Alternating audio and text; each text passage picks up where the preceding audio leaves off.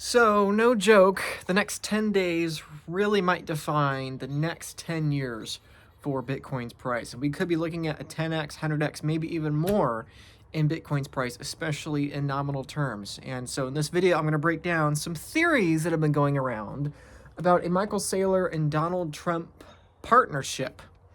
A partnership and a collaboration to force Bitcoin price up, to force Bitcoin number go up. Now, do I mean that literally? No, but figuratively, that's basically what I mean. So what am I talking about? Well, obviously next week, within the next 10 days, is Bitcoin Nashville down in Tennessee. I'm very happy to be going. Thank you for the conference for inviting me down there, and for everyone that's making it possible. Many people are involved in making it possible, so thank you to you all if you're watching. But what the big buzz about that conference is going on, obviously, is the speakers. Edward Snowden is going to be there virtually. Russell Brand, Kathy Wood, Michael Saylor, Vivek Kennedy, and of course, Mr. Trump, President Trump, who, of course, as we all know, had an assassination attempt. Thank God he's okay. Whatever your politics of him, obviously, we're just glad he's okay. It's kind of crazy to think that both Trump and Biden are, could have not been with us this election cycle. So anyway, I'm glad that both of them are doing all well. Now Biden's sick again. Anyway, point is that Donald Trump is going to be at the conference. And of course, the big rumor is that Donald Trump is going to announce some kind of Bitcoin plan for his reelection. If he's reelected, he's probably going to say some things that pander to the Bitcoin voters. And so why I think this is really important to talk about, especially now, leading up to it, to understand the different possibilities of what he might say. I don't know what he's going to say. Possibly he could say nothing of significance about Bitcoin. Possibly he could say Bitcoin is going to be capital gains tax free. Maybe that's his big plan. But really the big deal is, all those things would be nice, improving, laws for, non-KYC, improving laws for capital gains, all that's great. The really big deal, and the thing that I'm really curious to hear if he talks about this and when I'm down there, is he going to say reserve asset? Is he going to say that Bitcoin is going to become a reserve asset of the United States? And this is a really big deal because basically it's copying the Michael Saylor playbook. Okay, and I've been talking about this for over a year on this YouTube channel. I've been talking about it even longer off this YouTube channel, elsewhere online. But I've been here, sitting in this chair, sitting in this spot, shouting from the rooftops, let's say, that eventually this is going to happen. And I'm shocked that we potentially could be less than 10 days away from the leading presidential candidate, polling and betting odds right now have Trump being about 70% odds the next president of the United States, or 75% now, something like that. And so we could be really looking at potentially a majority chance that the next president is going to be an extremely pro-Bitcoin president. Now, I think that's really important because that basically aligns incentives between you wanting Bitcoin number to go up and the president wanting Bitcoin number to go up. And I think that's really important. This is not me saying I trust Donald Trump. This is not me saying you should trust Donald Trump. This is me saying that when you have somebody integrated into Bitcoin that is incentivized in securing the network, growing the network, expanding adoption, and forcing Bitcoin price to go up, that basically means that they work for you, right? Let's take Michael Saylor as an example.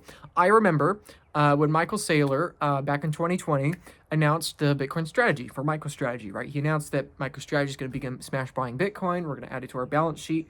A lot of people in Bitcoin thought, okay, who's this billionaire? He's coming out of nowhere. There's all these tweets from 2013 where Michael Saylor was very anti-Bitcoin. Who's this guy? This billionaire thinks he knows what's up. What is he talking about? Now, obviously, that's over 4 years later. Clearly, his intentions, at least up to this point, have proven to be, in alignment with Bitcoin in general. I've been very fortunate to meet him 3 or 4 times now and have dinner with him once. But the point is that people are very skeptical at first, right? They're very skeptical of Michael Saylor, very skeptical of Donald Trump. But I do think we could be seeing alignment between these two mega industries of traditional Wall Street, the billionaires like the Michael Saylors of the world, and the Donald Trumps of the world, the politicians of the world, the states of the world. And the latter is a much bigger deal. And here's why. The reason why is because they have an unlimited money printer, right? Michael Saylor and the other billionaires, people have been speculating about Michael Dell. Yeah, he's got $100 billion or so. But even if Michael Dell is fully orange-pilled, he can have $100 billion smash buy Bitcoin once. If you have an entity like a major government around the world, but especially the United States government, imagine $100 billion buy every couple weeks, every couple days even, maybe.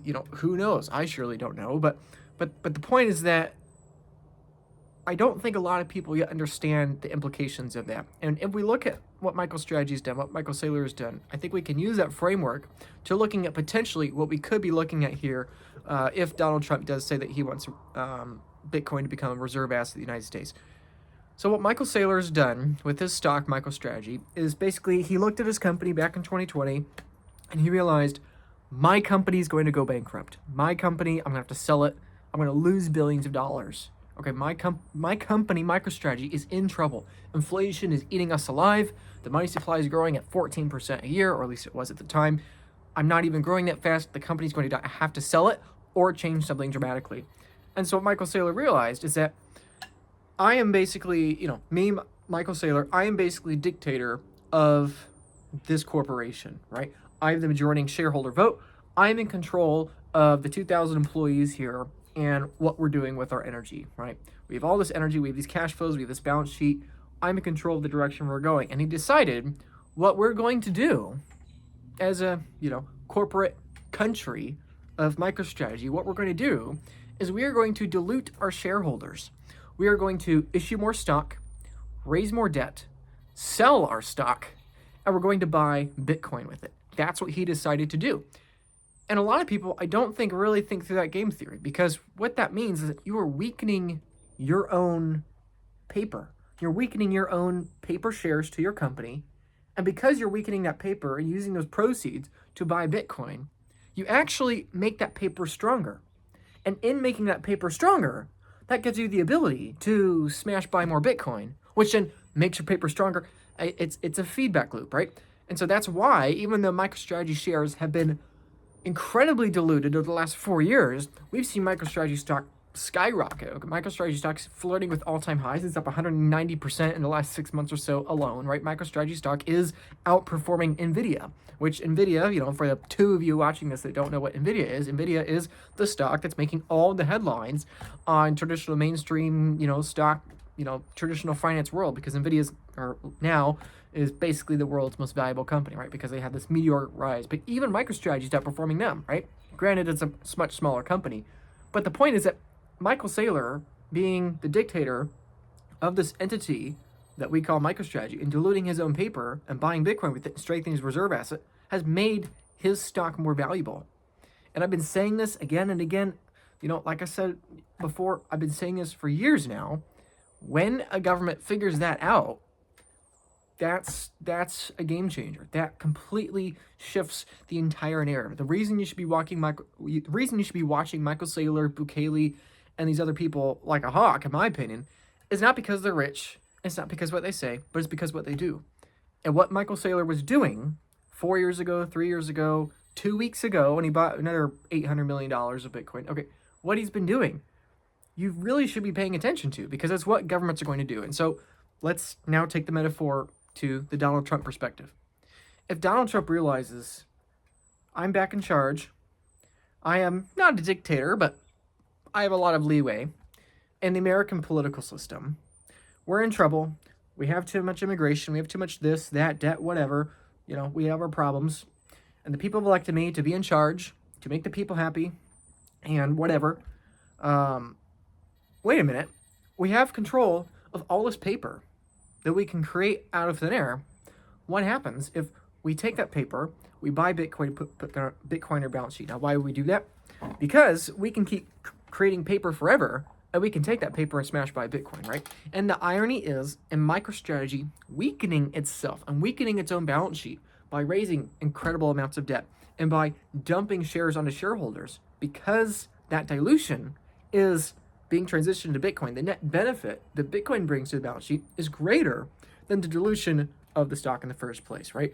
And so my question is, when the government figures that out, how quick until they realize we're printing this paper out of thin air anyways, why don't we just print a little more paper than we were going to anyways, and buy the Bitcoin, add the Bitcoin to the balance sheet, and thus strengthen our paper. It's the same exact game theory, right? And I do think that, let's take the United States as an example. I do think, over, maybe not now, maybe not 10 days from now, maybe not this conference, maybe not this year, maybe not even this decade. However, now it's looking pretty likely. But at some point, I think government's going to realize, oh my goodness, we're printing, we're adding $1 trillion every month or so of debt. This is a problem. And the bigger problem is not that we're printing money and that we're adding debt. The bigger problem is that it's a net drain on the economy, right? We're adding trillions and trillions of dollars to Social Security and to our unfunded liabilities and to all these things that are not going to produce in the future. We're spending trillions of dollars on these government programs that are at a net loss to the economy, and we can't sustain, right? And so when they realize, wait a minute, we could just add another $1 trillion of debt, but we can also take that $1 trillion of debt, convert it to Bitcoin, put that on our balance sheet. Well, now the balance sheet is no worse off, right? And see, this is the thing people don't understand, is that when governments realize they can just keep printing and they can just keep adding their balance sheet, and because it's 1-to-1, it basically nets out and you're only having to pay the interest. Well, what's preventing you from just raising a bunch of bonds to smash buy Bitcoin, right? You're raising bonds to fund the military, to defend the political currency, the dollar anyway, right?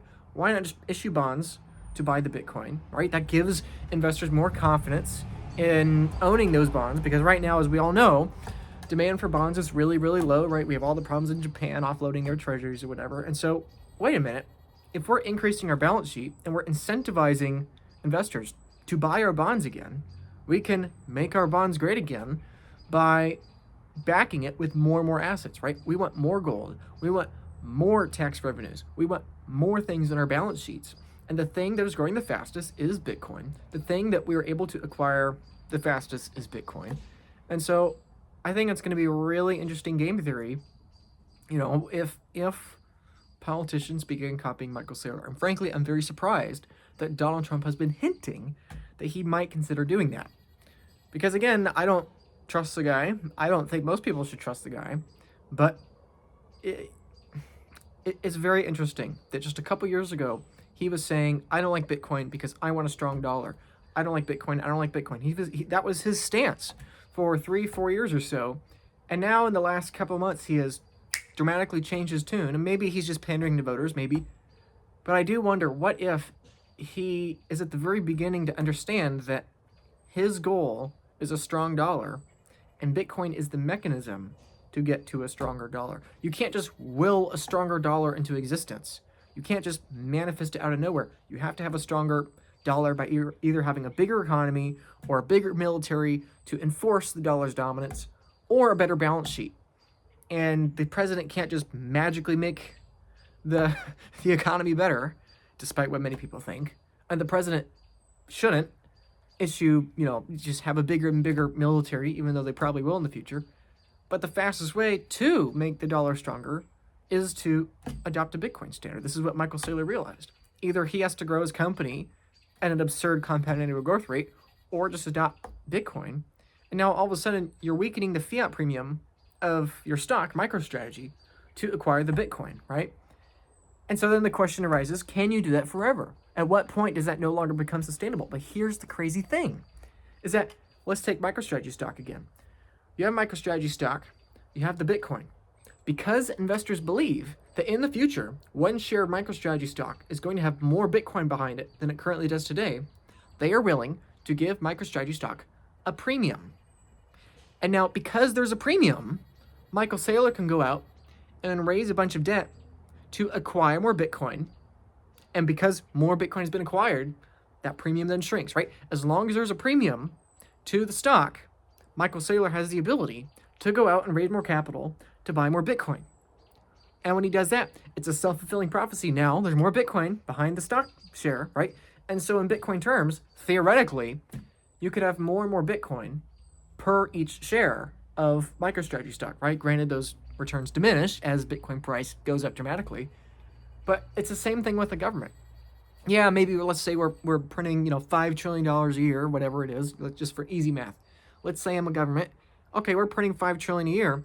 If we suddenly announce we're going to print $8 trillion this year, people might freak out, because then inflation expectations would go up dramatically, right? And we don't want that, right? People don't like inflation. It's not popular for the voter base, right? It has all kinds of problems. But if we say, wait a minute, everyone.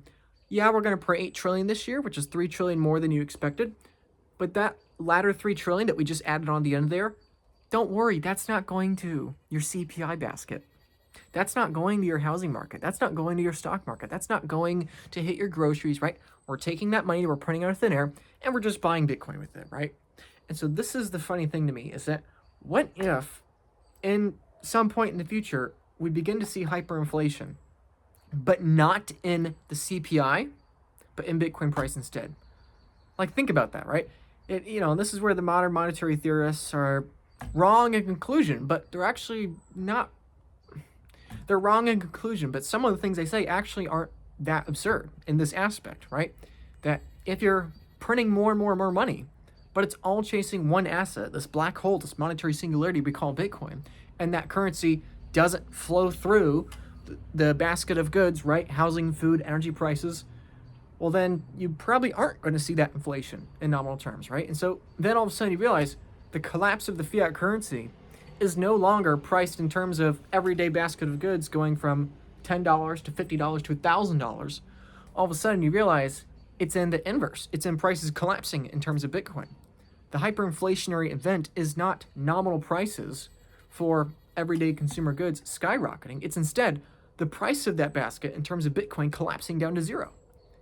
And so basically, you can get all the benefits of hyperinflation by reducing your national debt and bringing your debt to GDP back down to tolerable levels, or at least your balance sheet back down to tolerable levels, without having all of the pesky annoyances of hyperinflation, default, or more. And that is a thought that I think politicians are years away from having. I don't think Donald Trump's figured it out either, but if he has figured it out, he wouldn't say he's figured it out, right? If he has figured that out, he wouldn't announce it, right? Like, frankly, even if Donald Trump is thinking of adding Bitcoin as a reserve asset to the United States, it's not in his interest to announce it at the Bitcoin conference. Because as soon as, if he is to announce it next week, what do you think China's going to think? What do you think Singapore is going to think? What do you think Germany's going to think? Oh, wow, we shouldn't have sold those 50,000 Bitcoin, right? Like, this is a game of musical chairs, and you don't want to reveal your position that you're taking a chair until everybody's also seen it too.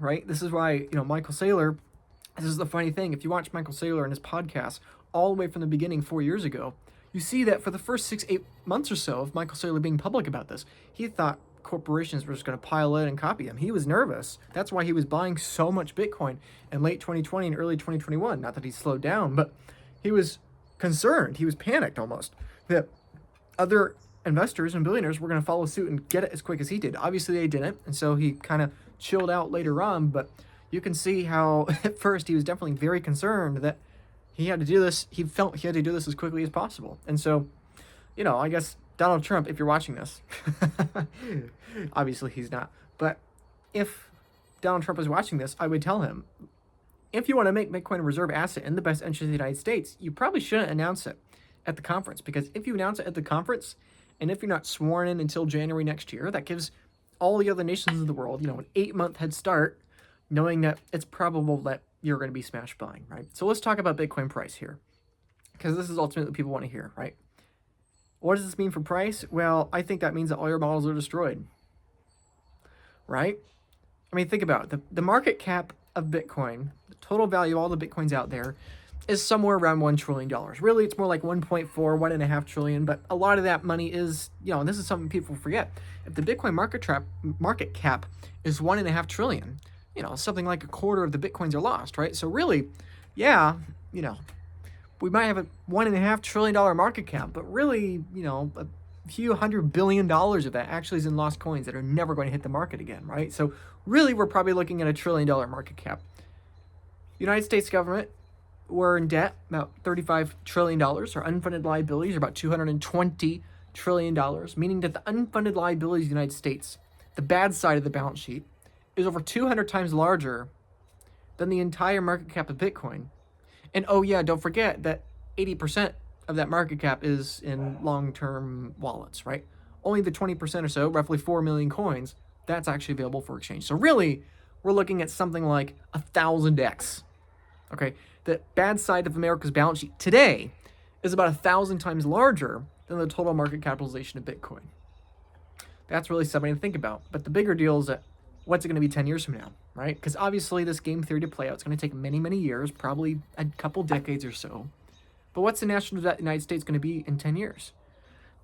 The surveys and smart people are all projecting somewhere around 55 to 60 trillion dollars of national debt of the United States, forgetting the possibility of war, Social Security being defunct by 2033, Medicare being beginning to become insolvent by 2026. Oh yeah, and let's assume there's no more pandemics or no more recessions or no other bailouts or nothing for the next 10 years. We're still looking at a projected 55 to 60 trillion dollar debt in the next 10 years. That means we're going to roughly double our debt at the next 12 to 15 years or so, the United States, right?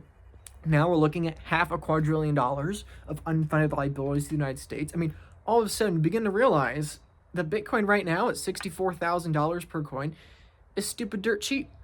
Because what happens if 10 years from now, let's say this game theory, theoretically, takes 10 years to fully develop, fully unfold, and fully become adopted, right? Because these things are slow and they will take time. But let's say a mere 10 years, which is the blink of an eye in a historical sense.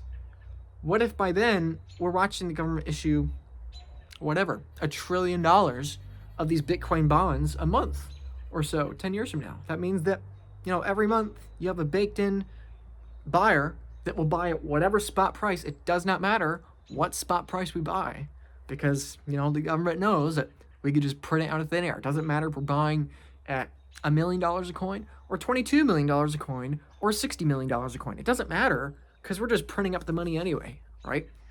And so this is the kind of thing that I think is going to be really interesting to unfold. And I think this idea of hyperinflation and Bitcoin price, but not in the CPI basket, I think that's going to be an interesting theory for people in the next 5 years, 10 years to begin thinking about. Is that what if mass adoption for Bitcoin and hyper-Bitcoinization is not hyperinflation in the political currency, but that when a political currency adopts Bitcoin, it lowers the probability of hyperinflation of that currency, because you're backing that currency with the hard asset. And so the irony is that in accelerating the hyperinflation of assets priced in Bitcoin, you're lowering the probability of hyperinflation in price via that political currency, which means that this thing can go on longer, right? It's kind of strange to think about. But I mean, again, it's just a MicroStrategy thesis, right? That MicroStrategy stock, the company is going to become worthless, right? It was going to have to be sold off or whatever, right? In delaying our death of the stock value collapsing, hyperinflating, quote unquote, in this scenario, you adopt Bitcoin, you extend that quote unquote death out further. Well, then all of a sudden, because there's Bitcoin, you value it in a premium and it goes up, right? It's the same kind of idea. What if the best protection against the US dollar having hyperinflation is Bitcoin backing that dollar? But in doing that, in irony, you extend the possibility for the government to become indebted, which is what we need to do, right? The U.S. government needs to have more debt. The U.S. government needs to issue more bonds. And what if Bitcoin is the hole what if Bitcoin is the plug for that hole to extend that? And that just means Bitcoin just keeps going up and up and up, right? I don't know. I think these things are very interesting. Very interesting to see what Donald Trump's going to say next week. But whatever the case, for you watching this, I highly encourage you to get off zero with Bitcoin if you've not done so yet, because if Donald Trump makes it very clear, stupid mosquito, I think mosquitoes come from the central banks of the world, just saying. Anyway, the point is, I don't know what's going to happen. None of us know what's going to happen. But I think it's going to be very interesting the next 10 days to see what Donald Trump says, the next 10 weeks, the next 10 months, because if Donald Trump is elected, and if Donald Trump has as a core policy, we want to strengthen the US dollar, and if he realizes that Bitcoin is the primary tool to strengthen the US dollar, that means basically we can just keep printing US dollars as much as we want without affecting CPI as much as it would have otherwise, right? Basically, it's the Michael Saylor strategy unleashed, but 100 times bigger today, 1,000 times bigger tomorrow, and ultimately infinitely big, at least in nominal terms, right? So whatever the case, you should probably prepare for the scenario of Bitcoin having $10,000 daily candles, because 10 years from now, when Bitcoin is, let's say, $2 million, and the government just keeps issuing more political currency and bonds to keep smash buying Bitcoin, whatever spot price it can,